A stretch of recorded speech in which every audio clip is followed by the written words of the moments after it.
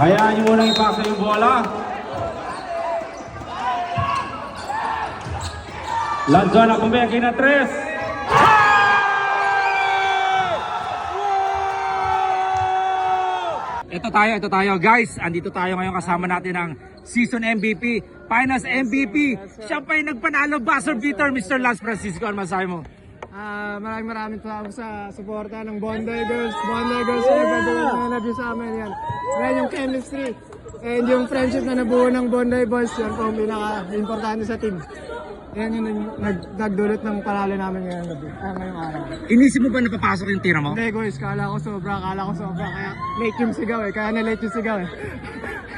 Grabe, I'm sure nasa Cloud9 ka pa rin ngayon. Congratulations! Thank you. Boss, congratulations sa inyo, Bondi Boys and Bondi Girls.